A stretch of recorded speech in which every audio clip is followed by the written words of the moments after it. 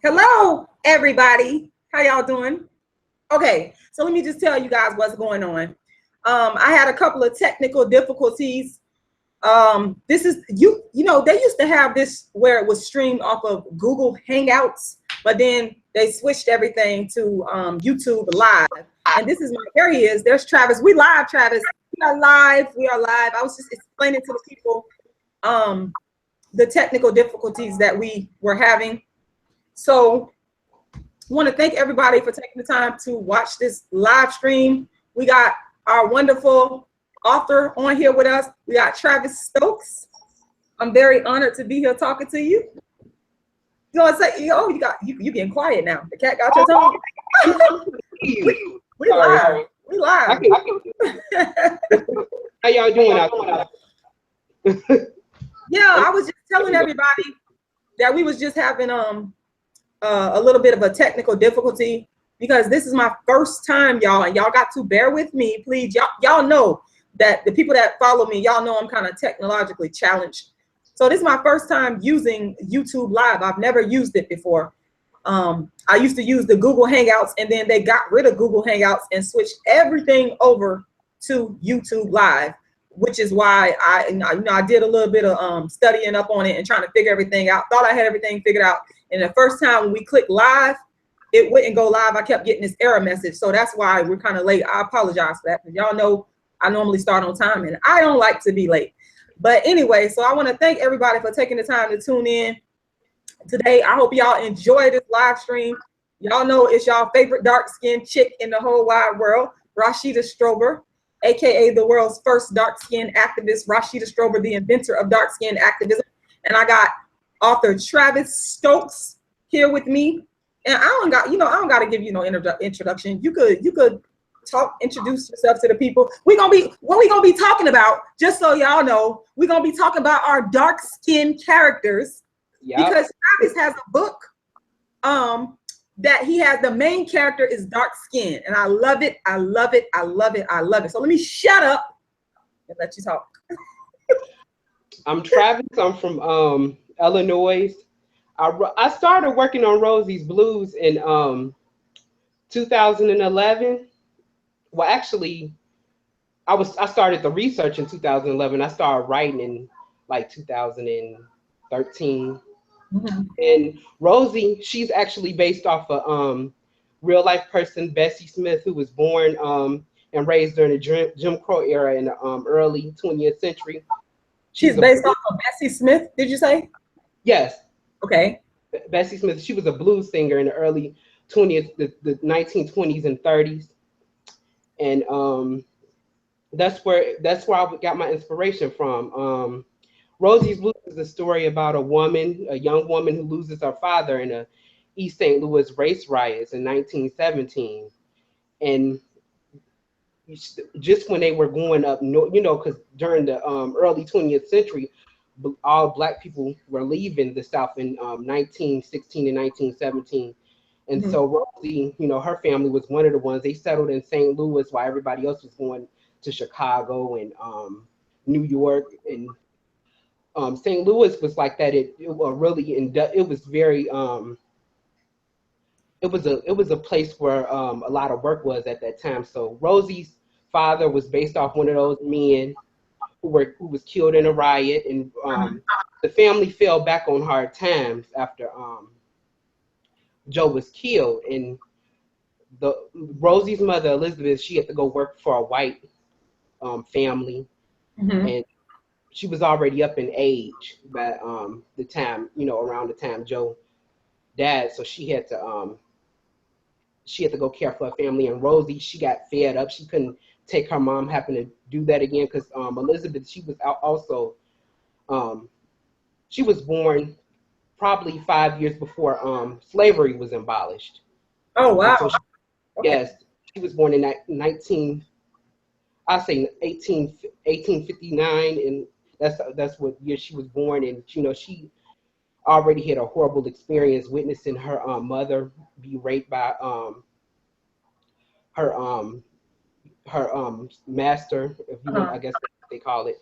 And that's how her Aunt Leslie was conceived. And Aunt Leslie, she ended up inheriting her father's, because her father was a white man, the one that, you know, raped. You talking about the character Elizabeth? Is that her name? Yeah, Elizabeth witnessed her mother being raped, and Aunt Leslie, she was conceived. Aunt Leslie is Rosie's aunt, and she's biracial. Okay. And she inherited. She wrote Joe after she was born. It's in the novel. After she was born, Joe took her. Elizabeth met Joe when the mother, when the wife told him to get rid of the baby, and so that's how Elizabeth met Joe, and Joe took Leslie and raised. I'm sorry if I'm going all over the place, but No. Joe Joe raised Leslie until she was in her early 20s, and by the time she was in her early 20s, the wife of the man who raped her mother had passed, and so she inherited the land because she could pass for white. Okay, and it's, you know what, I just want to say it's important to know that, okay, let me tell y'all about the how Travis and I decided to do this, because I haven't read the book. I have not read the book, but what I did, me and Travis, we are Facebook friends, and he watches some of the videos that I have on YouTube, and he sent me a video of an interview that he did, and I was listening to him talk about the characters, and I talk about the book, and what drew me to it, y'all already know. When you said that your main character, Rosie, she was dark skinned, and you talked about all the, you I think you even sent me a message. You was telling me about a lot of the issues that I speak about in terms of darkism, you know, the book that I wrote. She went through a lot of these things in that era.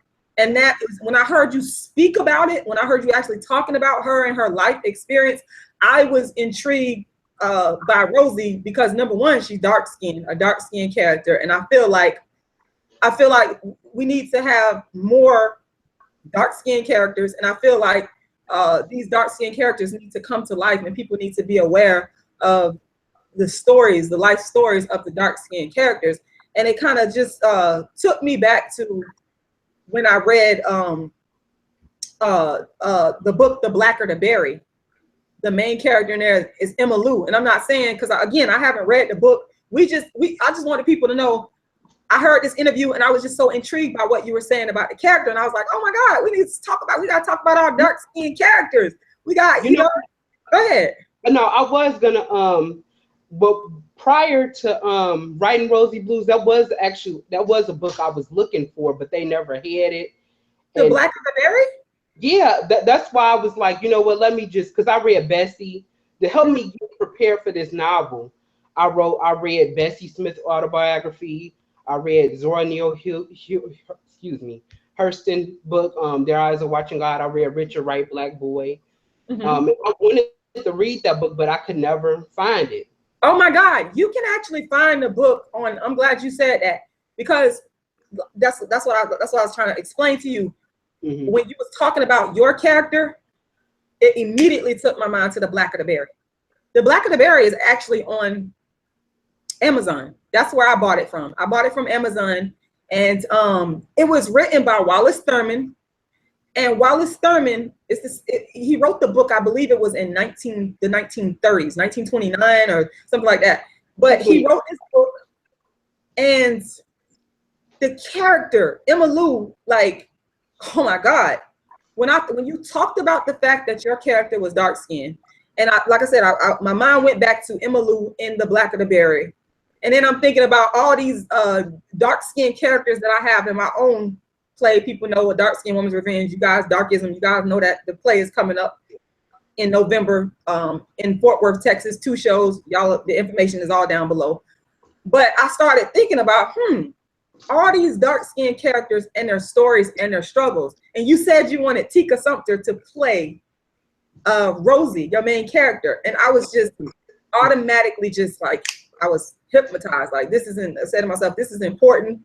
You know, you understand what I'm trying to say? Our stories as dark-skinned people, I think that they get overlooked. And so when an author like you is conscious of that, and you're actually actively writing about it and speaking about it, it's important to me. And I know there's other aspects of your book. I'm well aware of that.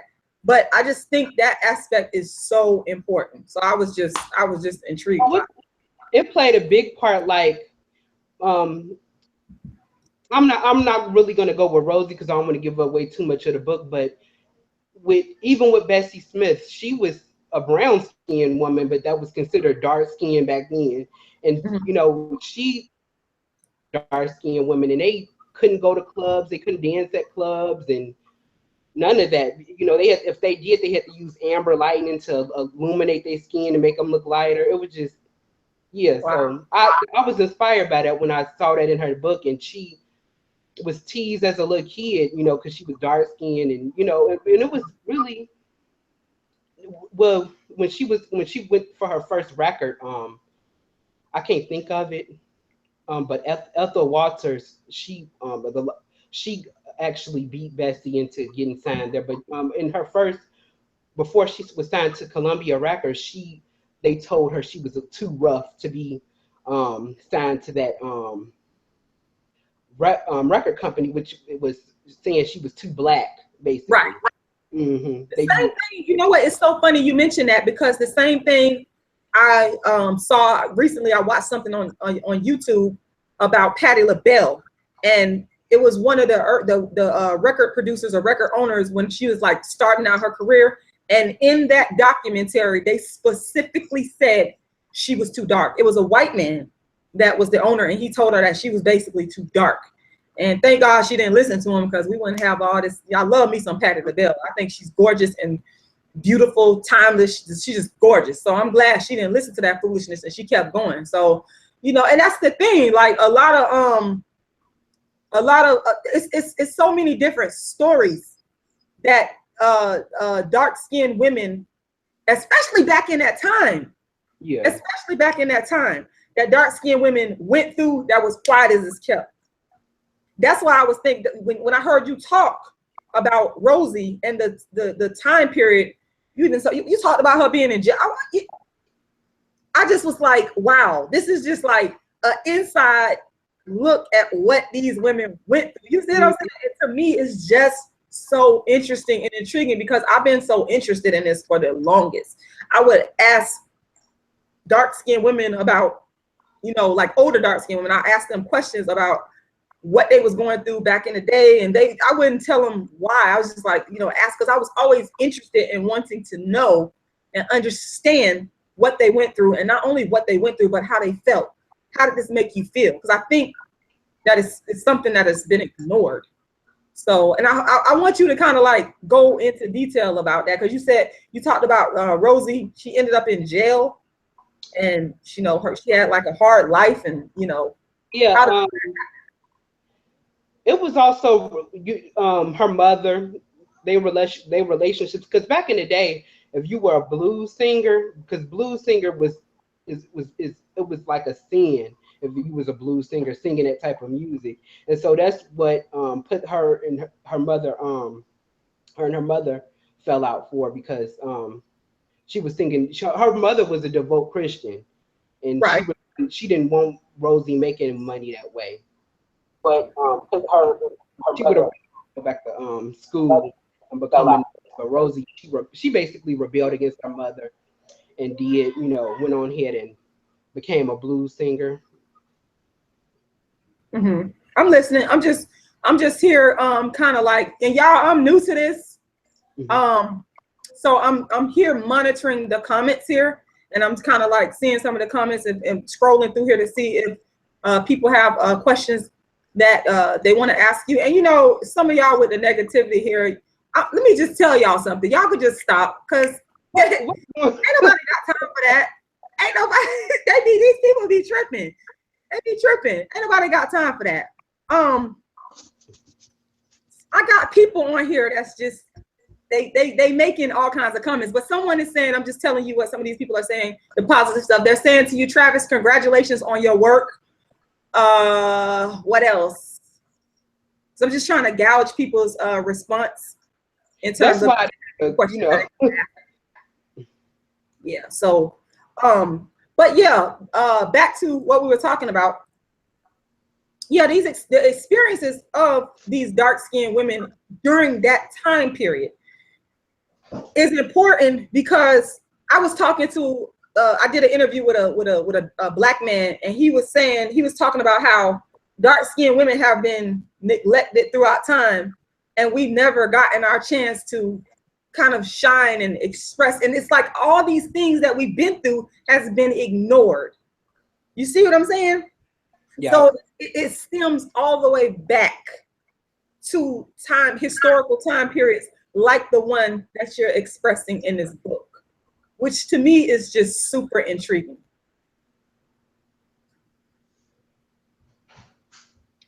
Can you hear me? Yeah, I can hear you. Oh, okay.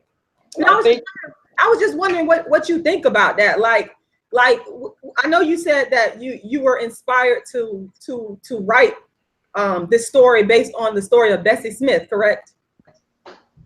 Yeah. So, I was just wondering, like, why did you make the character dark skinned? Because you said Bessie Smith was brown skinned, but she could have been considered dark skinned. So I was just wondering, what was it? What was the reason for making her dark skinned? Really, to be honest with you, when I envisioned Rosie, I didn't envision, I automatically envisioned her to be, a dark skinned woman. I didn't,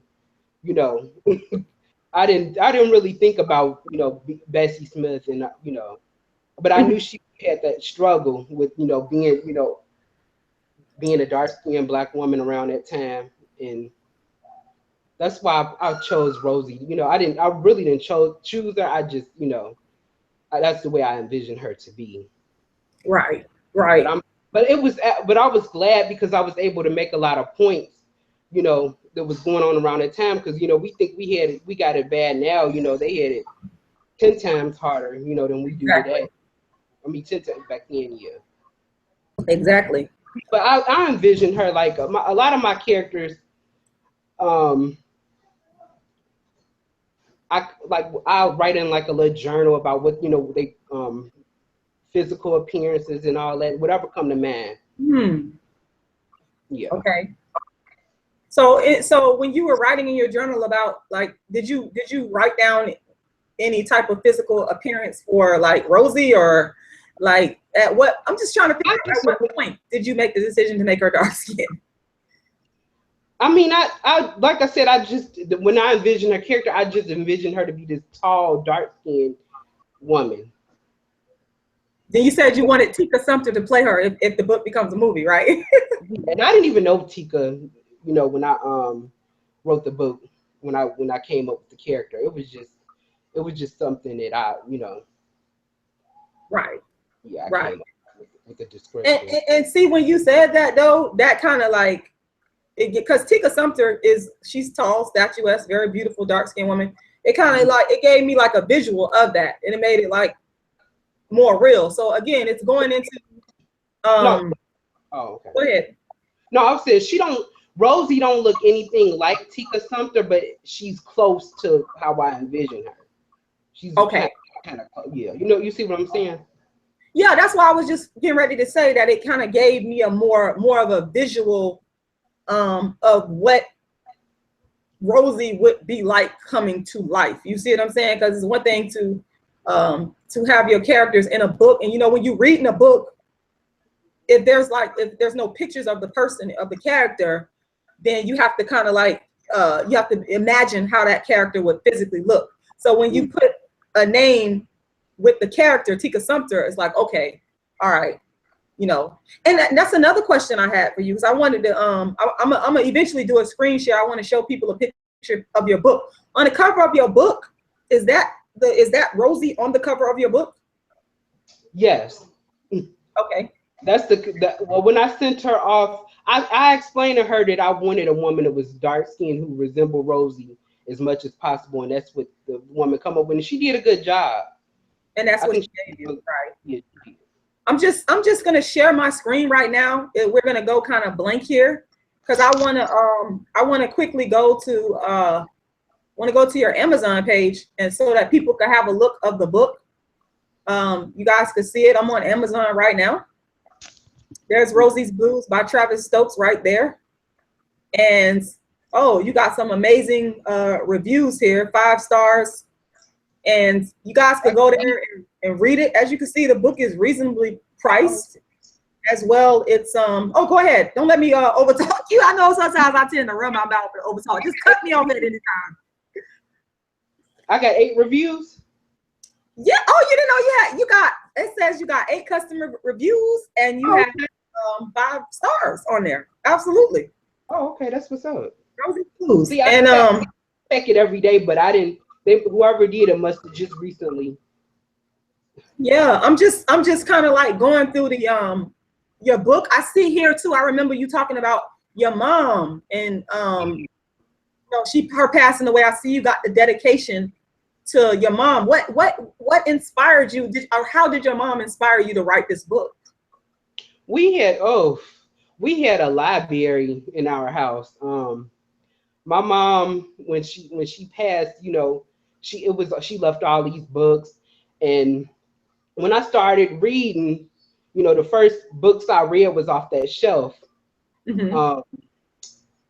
What did I read? I read was The Color Purple, and it was a few other authors on there that they not historical fiction, but I was still reading them. It helped me kind of get prepared, you know, because before I really started writing, I had to read a lot. That's how I was able to, yeah.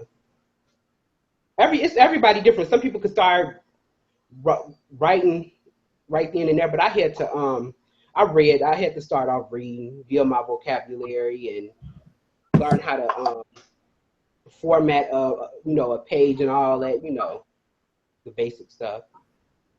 Right. And I'm just gonna stop the screen sharing, but I wanted everybody to take a look at the book cover right here. It's on Amazon. You guys can go there and check it out and look at the reviews and, you know, supports. We need to support each other. And again, I just want to reiterate the reason why I was so attracted to your book is because you made your main character dark skinned and you express the struggle of a dark skinned woman in the book. And that's something that I'm so all about. You know, people always talk crazy to me about telling my dark skin story and that kind of thing. And it's like, you know, I just don't think it's fair. So I'm stopping the screen share. I think that we should be able to tell our stories. Go ahead. I'm sorry. Go ahead. I think that of Rosie, because I don't know, like you was asking me earlier, when did she become dark skinned? Like I said, I just, you know, that's how I envisioned her. But I feel like if she was any other complexion, because I read about Josephine Baker. She didn't have as much, you know, struggles as Bessie or any other dark skinned at that time had. You know, Up the Water, she was, you know, performing in Europe. Josephine Baker, they didn't have that struggle. Right. But Bessie did. But Bessie, she made, you know. You know what? That's very interesting that you're saying that, because you know, I don't know if you ever heard of the concept of the tragic mulatto and that kind of thing. You know, people kind of I remember when Halle Berry made the movie based on what is her name? Oh, it's on the tip of my tongue. Some of y'all gonna put it in the comments. Y'all gonna tell me, but it's gonna come to me. She made the movie based on the life of this lighter skinned actress, and she did have a lot of struggles, that a lot of things that she went through, especially in her childhood and that kind of thing. But I do feel like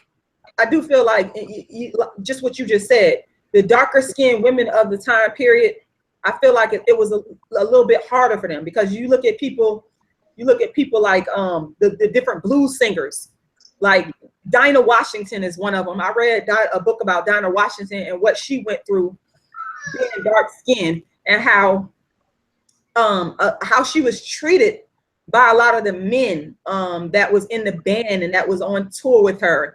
And I was like, and the writer, I think the person that wrote that book was probably a white writer, and I don't think that the person, they understood it, but they didn't understand it on the level that I, as a dark-skinned woman, understood it on. And I remember reading that, just like with Patti LaBelle, same thing, this whole dark-skin issue that people will talk about, but it'll get swept under the rug. You know what I'm saying? So it's just so very interesting to me. I just find it interesting.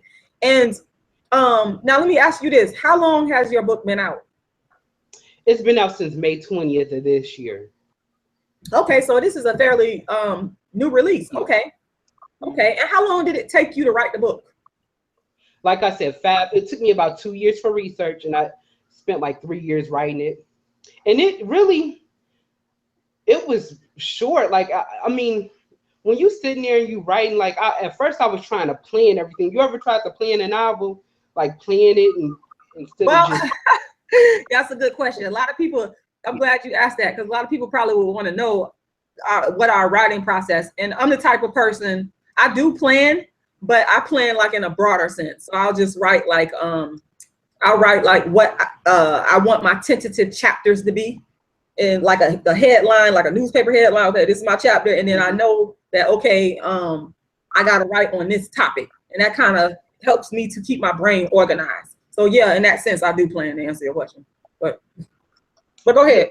Me, I just let the characters take over the book. You know, let them do what they do. I know it sounds crazy, but no, it doesn't sound crazy. It's the process.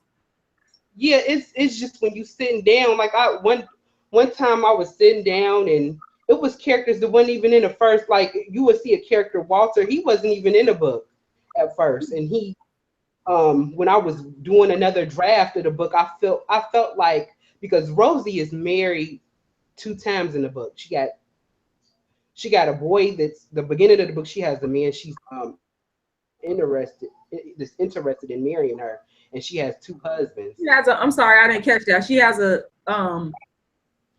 say that again. Your voice kind of went out. Oh, I'm sorry. She got 2 husbands, and she had a guy in the beginning of the book that was interested in her. And Jimmy Daniels, by him being a monster, because when I write, I don't like to give Black men a bad role, as well as Black women. I don't really like to, make us, make everybody bad. And I try to have a balance when I write, right, with the characters and they, who they are. Because Jimmy Daniels, he a monster. You gonna hate him. He's a monster. Yes, that's what people talk. Tell us about it. How is he a monster? What did he do? No, that's what this girl told. That's one of my first reviews. The girl told me, she was like, Jimmy Daniels, he hopefully he did by your next novel, because I hated him. But he basically, the Black of the Berry. Okay, it's some similar, because when I read the previews of when I read the synopsis of Black of the Berry, what's her name? Ulame? Emmylou. She had a who was using her for her money. Oh, yep. He showed up. And he was the light-skinned dude too. And Jimmy Daniels is light-skinned. One of them was light-skinned, and he treated her really bad. She was taking care of his son. He cheated on her. Like, oh my God. I thought that was okay. How do you know? This sounds like you read that book. No, that's what I'm saying. When I read the synopsis, it was crazy how that matched Jimmy Daniels so perfectly. You know what? It's funny that you say that. It's funny that you say that, because I actually wrote A Dark-Skinned Woman's Revenge. I wrote A Dark-Skinned Woman's Revenge in 2006. I wrote that book before I read The Black of the Berry. And I'm so glad you said that, because when I read The Black of the Berry, somebody is messaging me now. I'm gonna see if this is somebody with a question. Hold on one second. Oh, I'm gonna try to read this person's question. But when I read that book, The Black of the Berry, I had actually wrote my book before reading it, and I was shocked at how Wallace Thurman, the author, was before his time, and all the similarities to my own writing. And I had never read his book. I was just writing. I'm the type of writer, I write off my experience. I write based off of it. It's real. I can't even do it any other kind of way. Like, I gotta feel it. I gotta feel it in my soul. So I was shocked when I was like, whoa, Emmylou going through all this and this, that. It's like stuff that I had myself personally been through my whole life. And I was like reading it, and I remember I was buku crying when I read that book. And I remember a friend of mine, I don't know, he might be watching this video. He had called me. I was reading a book, he called me and he was like, "Are you okay?" And I was just telling him what was happening in the book, and I was so emotional. And he was like, "Are you okay?" And I was like, "It was because it was crazy." I'm glad you brought that point up. It's like, I don't know, great minds think alike. That's all I can say. Yeah, but that his character was he was actually, his character was actually based off Jack Johnson. He was a boxer. Mm-hmm. Yeah, and that's where I was inspired by Jack Johnson and that now for Jimmy Daniels. And yeah, he was a mess. He basically used Rosie, and so he used Rosie in the same way that Emma Lou was used. Is that what you're saying? In the Black and the Berry? It was, with Jimmy Daniels, he at first it wasn't all about it. It was about the money, but he wanted Rosie. Rosie, it's a part of the novel. I hope I'm not giving everything, but she wanted to settle down and she wanted to have a child with Jimmy, and he wanted her to continue to be on the road and making money. He was trying to he was controlling her career, and when Rosie eventually got pregnant, he moved on to another character, a light skinned woman, and he ended up using her. This was a woman that she admired Rosie, and he used her because she knew how to she had similar vocals to Rosie, and Jimmy was using her for Rosie shows. Like, he was making shows saying Rosie was going to be at this place, that place, but it was really this woman. He was basically trying to build that girl an audience and make money behind Rosie back. Do that make sense to you? Yeah, it makes sense. I'm listening to you, and it's intriguing. And I just want to interject for 1 second here, because I'm getting a I don't know if you want me to say his name, but I don't know if he wants me to say his name. This person is messaging me on Facebook. So I kind of want you, because I know we just talked about we was talking about the privilege and that kind of thing, light skin privilege. We kind of talked about that a little bit, touched on it at the beginning of it, and I'm assuming that this is what he's referring to. If you are not, message me. I'm looking at my phone right now. He says, we as light-skinned African Americans really have it bad because people always assume we're stuck up. We don't have no privileges. That's what he just said. So I guess because he's been listening, he was referring to the part about when we were speaking about the actresses, like the actresses and the singers and the performers way back when, like in the early 1900s, and that thing, and how the dark-skinned women went through what they went through. And I was speaking about Dinah Washington, how she was used by the men as well, and how it was about her skin color. So I kind of want to get your feel. I'm pretty sure that the people would be interested in what you think about a comment like that. That light skin. Were. Go ahead. They were. Why did Ethel Waters? Why did she get signed on to a record label? Before Bessie, because they wanted to be. They said she was too rough. They wanted to be politically correct with what they were saying. They basically wanted to say she was too black. But and that's messed up, though. What, I take issue with that, because listen to what you said. They said she was too rough. Okay, I'm hoping I'm answering your question here.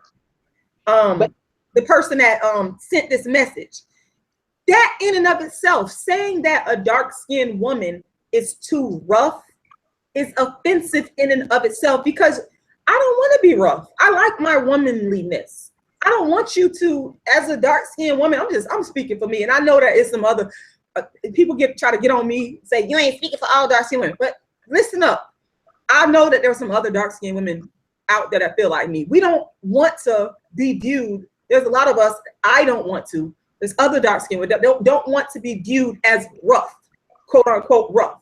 But it seems like if you dark-skinned, you get those labels faster than a non-dark-skinned person that might be behaving the same way as you. So you see how I tend to move my arms around and all this stuff I do? That's something that I naturally do. I can't help it.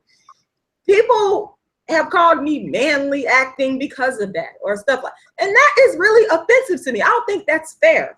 So that's one of the things that we talk about when we talk about this whole concept of privilege, of non-dark skin privilege or light skin privilege. It's not something where, see, I think a lot of light skinned people get it confused.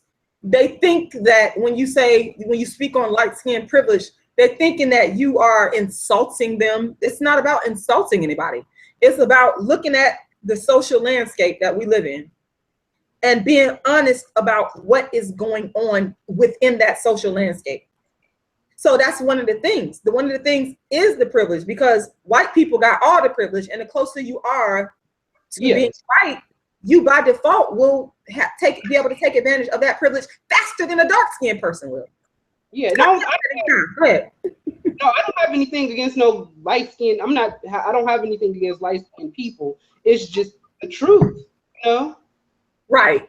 Yeah, it's not even nothing against them. Like, I made a post about in the conscious community. What I saw a lot of preference towards non-dark skinned Black women. And people they get angry about it. I don't feel that it's anything necessarily to become angry about. I feel that we are just dealing with the truth. So, like, for example, with a novel like what you've written about the life of a dark-skinned woman. People might say, well, you're writing about a character and she happens to be dark-skinned. In my head, you telling the story of I see dark skin, because I told you this already. That's when I was listening to you talk, I was like, wow. And I don't think you was realizing that how impactful that was. I don't know, because you was just talking about your character. And I was just like, this is the life of a dark-skinned woman back in the day. This is what she was going through and what she was experiencing. So it's about what is. We deal with what is. Yeah, it plays a part in the novel. Like, it doesn't play a big part in the novel, but you do hear it come up a lot. Like when Rosie was getting her contract. It wasn't her contract. It was when she took another blues singer spot, and she was touring around the country for the summer. Mm-hmm. And a lot of the club owners said, she not like Miss Lola. She not, she ain't nothing like Miss Lola. Basically saying, what's the name of the She's not who? Miss Lola. She's another character. Okay, so they were saying that Rosie was not like Miss Lola. Can you give us a description of how Miss Lola looked? Miss Lola is she's from Mississippi. I had to look in my notes about her because she's not in the novel a lot. And her grandmother is Cherokee Indian, so she has those features: the silky hair, the browns, the dark. She's not necessarily a light-skinned woman, but she's somebody acceptable. You know what I'm trying to say? Acceptable, yes. That's the concept of the acceptable dark or Black woman that I like to talk about. Like Chili. We were talking about Chili, yeah. So she was the acceptable Black woman like Chili in that sense. Uh-huh. And what were you saying that the person was saying that she's not like? What you was getting at a point that you were making? I'm sorry I cut you off, but I really wanted to hear that and understand that. Yeah, they were making all types of comments. Like it's a scene. I should read. Is it okay if I read it? Mm-hmm. Go right ahead. I'll read it for you. I'll go do a free reading today. Okay, I'm sure that people would like that. Oh, Dorothy Dandridge. Somebody just told me that's Sparkle Squared. Thank you. That's what I was thinking about. I'm just reading through the comments while you get ready. Just tell me to shut up once you start reading, because I run my mouth a lot. But somebody just told me who the name of the person was that the movie that Halle Berry produced about the tragic mulatto. Her name was Dorothy Dandridge.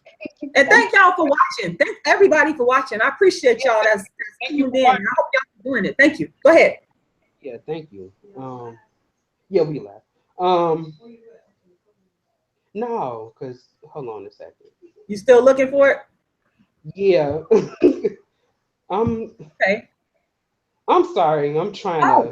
Oh, let me read you what somebody said. Somebody said, this is a comment for you. I appreciate you writing Black characters with a conscience. Too many, they said, too many motherfuckers keep it real to a fault. And that's, I guess they're trying to say too many people don't keep it real. And that's harmful to us because our reality sucks. That's right. I agree with you. Thank you for that comment. So there you have it. I told you was making an impact here. You know what else I wanted to say? A lot of books I read, you know, these were not historic novels. These were like urban fiction novels. Mm-hmm. A lot of the characters in these urban fiction novels, out of all the characters I read that were in the urban fiction, I basically call it like it's modern, you know, African American fiction. Mm-hmm. I guess I could call it that. Modern. All the characters in there are mixed, light skin. You know, I never read a character that was, you know, a black. I mean, even if she was just light skin or brown skin, you know, all, you know, they don't never. Every time they, I noticed a lot of Black authors, they like to give their characters green eyes, or they biracial, you know, stuff like that. They don't ever. That's a great point.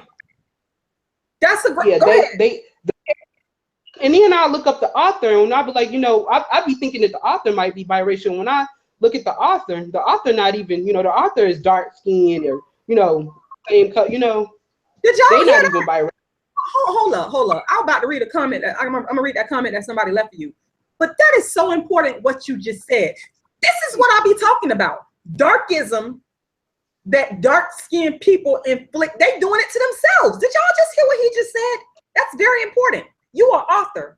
You just said that, and this is for people that might not have heard it clearly, because I don't know, it's some issues with the volume. But you just said that sometimes you'll read novels and the description of the characters will not fit the description of the author. So you gotta wonder to yourself. You do gotta wonder to yourself. Now that could be that, okay, that's just the way that character looks. You can make that argument. That's how I want the character to look. Or subconsciously, the person is vicariously living through their characters. And if they're a dark-skinned person vicariously living through their characters and making their characters into something that's not the reflection of themselves, then we have a darkism problem. That's very important. And again, folks, I'm looking at that from both sides of the coin, because, you know, I understand that all the characters are not going to be the same color. They might be different, but you got to think about that. And that even rears its head into when these books are turned into movies and stuff. You know what I'm saying?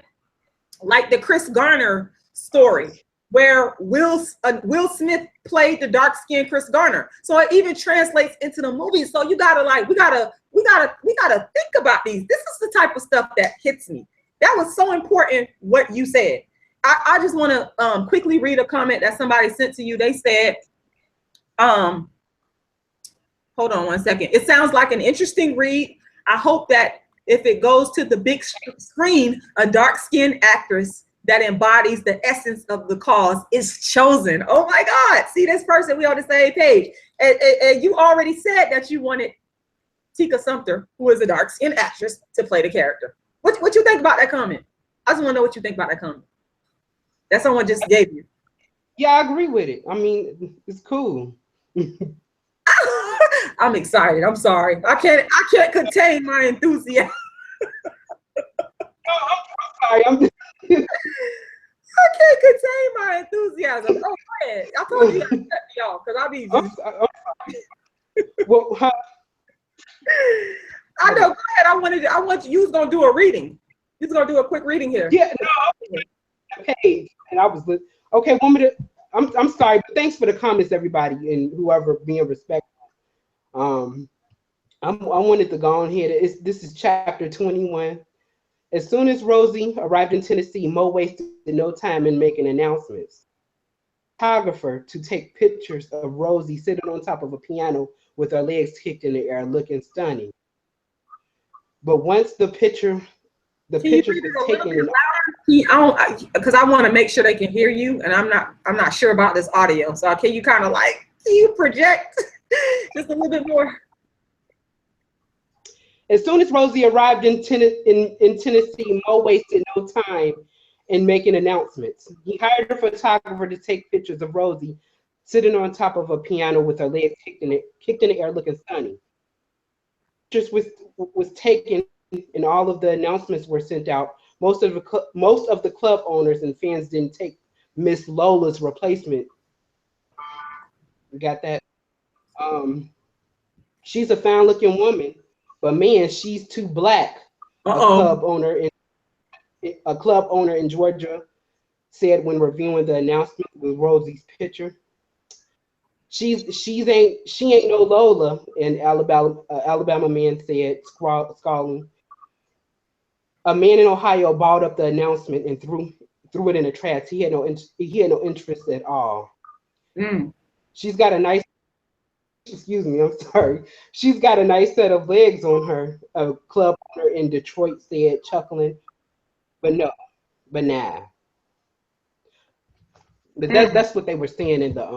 So basically, she was too black. She was too black to be in the. That's the same thing that Dinah Washington went through. The same kind of thing. And who was this saying? Was this a black man saying this about her? That she's no Lola? Black. These were black men, because back in the day, yeah, these were black men, black club owners all over the country. Yeah. Wow. So she yeah, you're right. We talked about going back to the point that you made about your main character going through darkism, like the issues that I speak on in my book. You're right. I could clearly see that. Like, and that had to be a huge blow to her. And I'm pretty sure that you addressed this in the book. That's why I'm always concerned with how does this make her feel. So when she, go ahead. No, I'm sorry. Finish. I was. No, I think you was gonna tell me something about how that was making her feel on the inside. Rosie actually knew ever since she was a little girl that she was going to be looked at as inferior because her aunt, like I said, her aunt was biracial. And when her aunt is seen in the book with her aunt, they was out running errands, and it was a group of black ladies on the porch. And all of the women were complimenting Aunt Leslie. They were saying how because Aunt Leslie, she got blonde hair. She's biracial, but she's one of those biracial women that could pass for white. They were making all types of comments about Leslie, about her blue eyes, blonde hair, and all. But when they looked down at Rosie, they had to slice their compliments in half. Oh, she got a nice braid of hair, but she's too black. She needs to stay out of the sun. Like that's what the women were saying. Oh my God, it's the same. Oh my God, that brings 2 points. That brings up the same thing that was happening to Emma Lou in The Black and the Bear. Same thing where they would talk about, because Emma Lou, her mama was light skinned, and even her own mama, she even said something about it would have been better if Emma Lou had been born a boy. And people would make the same type of comments. Emma Lou talked about how she had a good grade of so-called good hair, and that kind of saved her a little bit, just a little bit. And I have seen this when I was not necessarily seen it, but also experienced it, is what I wanted to say, where certain members of my family, they would do the same thing. They would slice like you said, slice the comments in half when it came to me. People in my own family, and it is the most painful thing. That's why, again, I'm always concerned about how it makes you feel, because I know how it made me feel. That's why I'm so expressive about how I'm feeling. That's why I let people know that's how it made me feel like shit. It made me feel just terrible.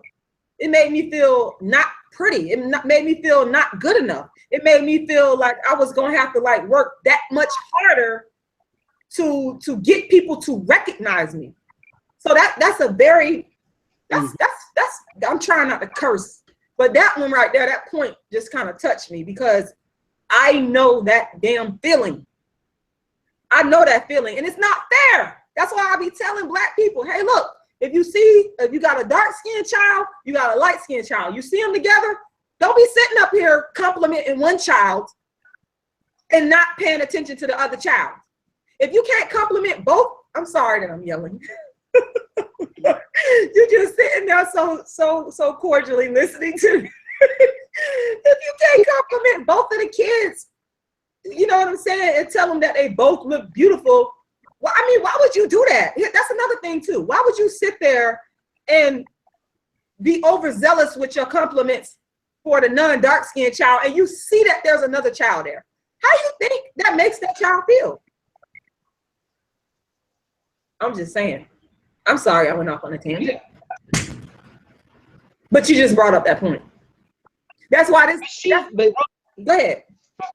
No, Rosie, she never had low self-esteem. You know, she was a real strong woman. You know, all of what she went through, she was strong. She knew from a young age her dark skin. She thought her dark skin wasn't gonna get her very far in life, but it did. Right. And well, it didn't. You know what I'm trying to say. She had to be twice, 10 times better than Miss Lola. Oh yeah, definitely. Mm-hmm. Definitely. Yeah. And go ahead. Oh, you good? No, I was finished. No, I was just thinking back to the comment that the person sent me about speaking about light-skinned people don't always have privilege and how we think they do. But it's just so many historical examples in terms of what we're talking about right now that shows that light-skinned people do have privilege. And it's something that we need to be honest about. And it doesn't mean that we're saying that we don't like you light-skinned people. It doesn't mean that. It just means that we are simply talking about what is. We're being the realism of darkism, if you will. Or the realism. Go ahead. That's what I'm saying. That's why we got to put in the work. That's why we got to create dark-skinned characters. You got to do your activism. We got to put in the work so people can realize that. How much is your book? Again, because I know we was on the Amazon, but I kind of like went through it so fast. But can you tell the people how much your book is and the different formats that it comes in as well? Kindle, paperback. The paperback is $15.99. And it just comes in Kindle on paperback. Okay, all right. And I know you said, go ahead. I'm sorry. If you got Kindle Unlimited, it's free. Yeah. Okay. Y'all heard that? If you got Kindle Unlimited, then the book is free. Okay. Somebody. I'm just reading the comments here. Somebody said Tika, and they got a question mark by Tika's name. I don't understand what that's supposed to mean because I think that Tika Sumter is a beautiful actress, and I think she's fantastic, and she needs to get her shine on as well. So why not? And you said that the character was dark skinned. Go ahead. She played in Bestie. She was Bestie's love interest, Lucille, and she was just like a supportive character. But I feel like with this, with Rosie's Blues, she could get her shine with this one. Right. If it was made into, yeah. So I know you said that you wanted to give away a book for free. You talked about doing that. So how is that going to work out? Like, what do you want people to do if they want to get a free copy of Rosie's Blues? What do they need to do? And you only giving away one free copy, right? Yeah. Okay. Well, so I could give the first person who emailed me on my who emailed me could get a free copy. The very first email I get is Arthur Travis James at yahoo.com. Okay. So y'all, I hope y'all got that. First person who sends an email get a free copy of the book, autographed copy. Is that correct? Autograph. Okay. They gotta let me know. Go ahead. Let me know where they want it. Just let me know where you want it sent. If whoever the winner is, I'm just email. I'm gonna check and I'll just ask you where you want it to be sent. Okay. And can you give your email address out again, just so to make sure that they got it clearly? And it's also gonna be below in the description box. But can you give it to them one more time? ArthurTravisJames@yahoo.com. Okay, awesome. Okay, awesome. Okay, yeah. So, I mean, you know, like I said, I'm really glad that you wrote about this character, and there's so many similarities and parallels to the Black of the Berry, and it also coincides, her experiences coincides with the experiences that I speak about in my own book, Darkism, and the characters that I developed as well in A Dark Skinned Woman's Revenge. And you know, if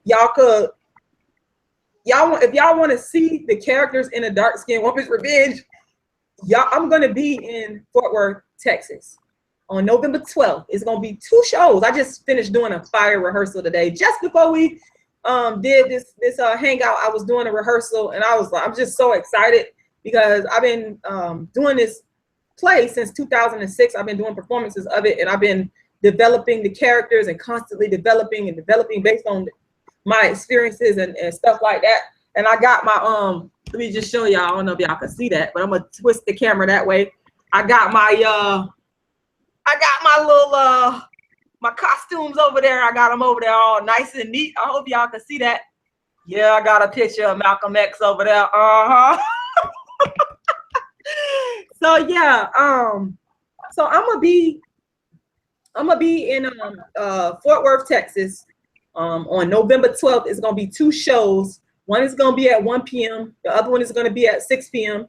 If you in that area, if you know somebody in that area, come. It's going to be at the Doc Bookshop. And all the information is on it's all over the place. It's on my YouTube. It's on Facebook. You can email me at darkskinisbeautifulcampaign@gmail.com and get the information. So, I'm just like so passionate about bringing these experiences of the dark-skinned woman to life, because it's been something that people have tried to push it down in me. There's a family member, I go back to my family again.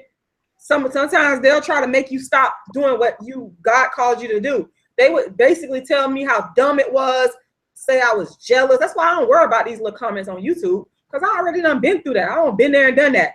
I already been attacked like that by members of my own family. Oh, you just jealous, you this, you that. Anything they could do to stop me from bringing the experiences of these characters to life. But I never paid it any attention, even though it did hurt me at times. I'm not gonna lie, I'm a human being. But you know, I just decided I gotta bring the experiences of these characters to life, because as you know, when you call to write something, when it's in your heart, you gotta bring it out. You gotta express it. So y'all need to make sure y'all come out, see these dark-skinned characters that I developed in the play and in the book, A Dark-Skinned Woman's Revenge. And it all coincides, like you were saying, it all coincides with darkism,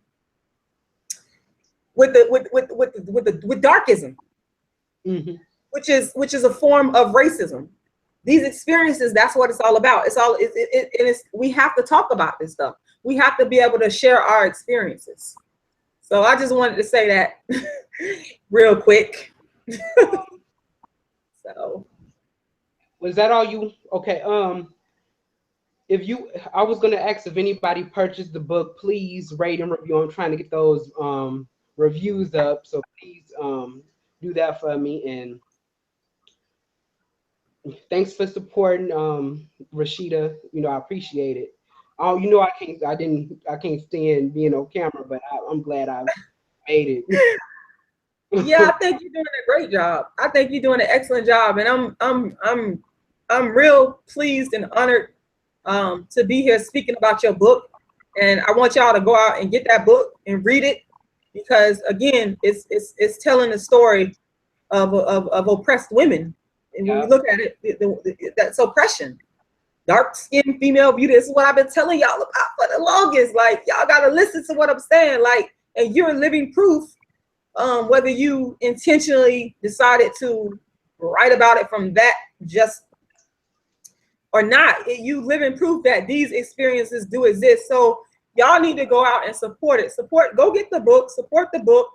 Do the Amazon. The Amazon reviews don't take but a hot minute to do. Like, it's easy to do. Like, so go get the book. Go get it on Kindle. Go get the hardcover copy. whatever y'all got to do, get it. We need to support each other. Y'all got to understand. We got to, you know what I'm saying? Like, we got to support each other. Like, yeah, it's a lot of artists out here, and I'm a big supporter of Black artists, because I know from an artistic standpoint myself, I know how hard it is to get people to support you, to get people to listen to you. So y'all need to support this book. You know, 5 years in the making. Like, you put a lot of time and energy and effort into making it come to fruition. And a lot of people, they'll talk about what they want to do, but they don't get it done. So that's another aspect of it that I respected in that regard, in terms of you bringing to life something that you said you wanted to do and you got it done. Now we have this tangible book, this wonderful story that you're telling about the Black experience. I think that's awesome. I think that is just completely awesome. Yeah. And I also in the book talk about how the times were, you know, the 1920s, how everything was, how America was, you know, prospering around that time, and then we fall into the Depression. You know, I want to incorporate that as well. And, you know, and it's also, I was up thinking one night about how how we got out of slavery, we went to the North, because there's a lot of people that tell us as Black people, you know, while we crying, while, you know, we cry about racism and we cry about being oppressed, and we never tried to, you know, do nothing about it. We've been trying for over 100 years. We went north, couldn't prosper up north. We did the civil rights movement. We had the Black Panther Party. Now we protesting. You know, so we, you know, it's really we getting fed up now that we protesting and you know, fucking shit up. We that shows that we getting tired now. You know. Right. Yeah. Right. And that's another element to it that I like too. I like the history of it. Yeah. I'm a history type of person. So it all is tying in together. You're speaking on, again, the Black experience throughout history and showing the humanity in it, and the human experience, the struggle that, you know, in this case, your character happens to be dark skinned, but in all the other characters in the book as well, you showing what these Black people went through at this historical time in the book. So again, it's important. We always talk about, like you saying, what we need to do. But here's an opportunity. You got two artists here. You got two authors here, folks. Yeah. Author Travis Stokes, who wrote this wonderful book with a dark-skinned main character. Here's an opportunity to support that, to go to Amazon, to buy the book, to read it, to, you know what I'm saying, to support that, to do the reviews. I am the dark-skinned activist, the world's first dark-skinned activist. I got this play, A Dark-Skinned Woman's Revenge, aka DARKISM. Here's your chance to support it. Donate to the campaign. I'll be telling y'all all the time, I need money to produce these shows. People be hating. They come on there saying all kind of crazy stuff. I got this one fool, he know who he is. I ain't gonna even say his name. You know, but at the end of the day, it costs me money to put this stuff out. That's why I come to the people. I've been producing my play. As you know, you're an artist. You know how hard it is. I remember you talking about how you had to make time to make the book happen. And you've given it to the people. It's another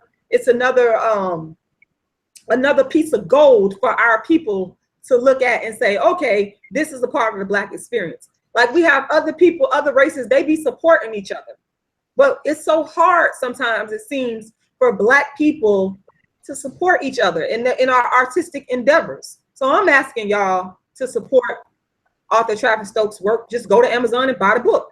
I'm asking y'all to support the work of Rashida Strober, the world's first dark-skinned activist. Right now, I need donations so that I can continue to produce the plays that's coming up. You know, you could go to the link of my GoFundMe and donate. You can email me. Y'all know what to do. You could buy a book. Just support. We need y'all support. We are creating these works of art for you, the people. It's our legacy. You know what I'm saying? And you're young. That's another thing too I wanted to point out. You ain't number 29 years old. 29 years old.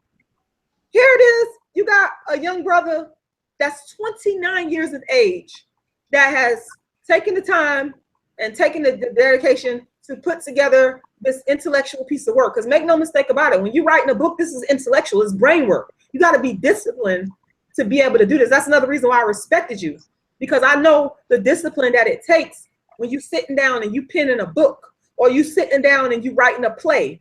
Or for me, I rehearse my play. I play 5 characters. It's a lot of it's a lot of dialogue, folks, that I had to sit down and remember, and it has to come from the heart. Pull that up as an artist. So the point that I'm making, it takes a lot of discipline to do what we do. It's not easy. You spent 5 years writing your book. 5 years. So support it. Yeah, all research. Man, I was working third shift. I had to fit time, you know, in between, you know, going to work. You know, even if I had 4 hours, I just go and work, or 2 hours, I went and wrote. It was, you know, it takes a lot of, you know, it costs you a lot of time and patience. Yeah, I remember you even talked about how you would you would sit in Starbucks and write and do some writing. Can you talk about that? I love Starbucks, by the way. Man, one time I was in there from 7 in the morning. Actually, yesterday, I was at, because I try to switch up my spots. I did about 8 hours yesterday. Wait a minute, I left the house at 11. Mm-hmm. I didn't get back home till like 9, because I got my next book I'm working on, and yeah, I'm almost finished with that. Now, you know, You 29? You 29 years old and you on your second novel? Wow, yeah. That's awesome.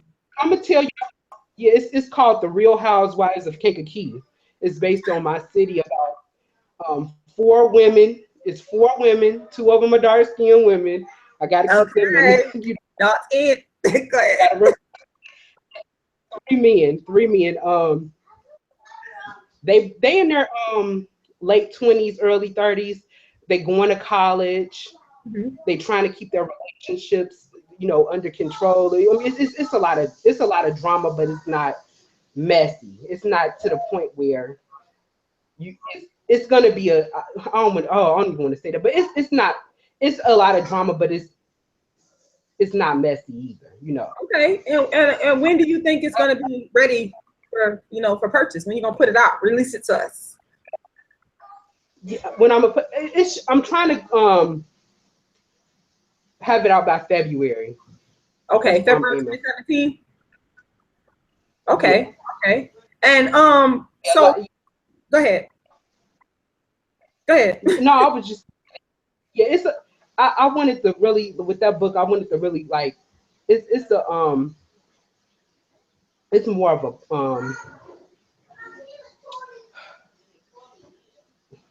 I'm done.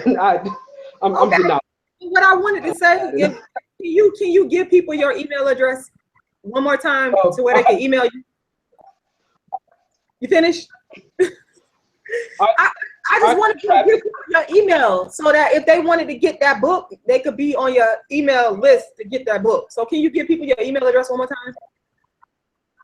ArthurTravisJames@yahoo.com. Okay, got it. Okay, all right. Okay, folks. Travis, it's been a pleasure to speak with you about your beautiful, wonderful dark-skinned character, Rosie. I really enjoyed speaking to you about it. Is there anything else you want to say? Anything you want to tell people? You want to put out whatever else you want to say? Go ahead. I just want to say thanks for the support. Thanks to whoever bought a novel. You know, from my last show, I sold some novels. You know, with Chris, I sold a lot of novels that weekend. Awesome. And I really appreciate that. And shout out to him. And please, you know, review and rate my novel on Amazon. And whoever sends, like I said, with the whole email thing, whoever sends email me first, they'll get their free copy, and I'll send it to wherever they want me to send it to. And that's it. Okay. All right. Well, I appreciate you, and I think you got a copy of your novel in back of you. Can you just kind of like put it up to the camera so we can see it? Can you see? Can y'all see? Can they see it? Checking the comments. There we go. Can you put it up a little bit closer? Like put it all the way up to the camera. There we go. All right. All right. There we go. All right. I'm gonna check the comments real quick. I mean, it's just a lot of it's a lot of comments here. Stuttering and all that. People are saying,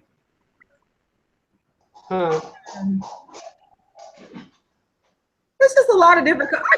Thank y'all again for. I just want to. I love my fans. I love them.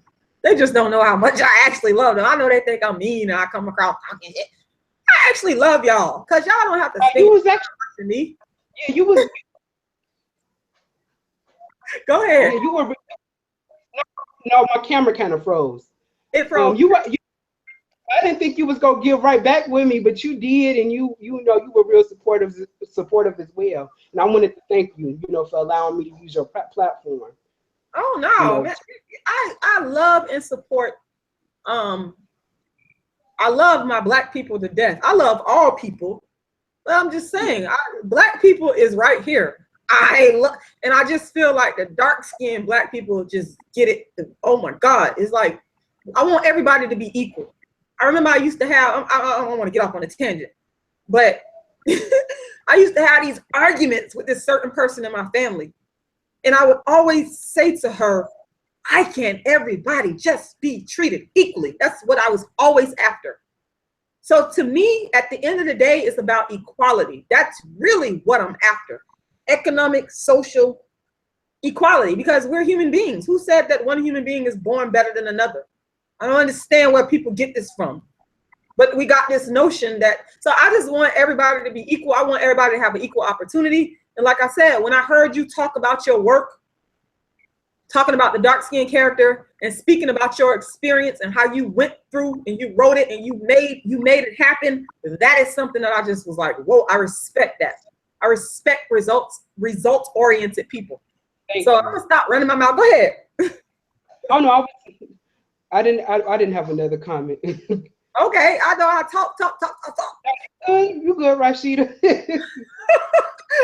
So yeah, okay. So we're gonna get up and going to get up out of here. But this has been a pleasure. I have enjoyed myself talking to you about Rosie, the beautiful dark-skinned Rosie. Once again, I want to tell y'all to go get that book. Go to Amazon and get that book. Somebody gonna get a free ebook or a free book. I'm sorry, if they email Travis. And I want you guys to donate to the Dark Skin is Beautiful campaign. Donate.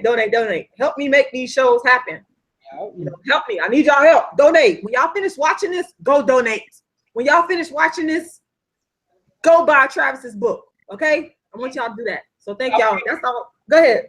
I appreciate it, y'all. Thank you for being respectful and thanks for the support. I just wanted to say that before we go. All right.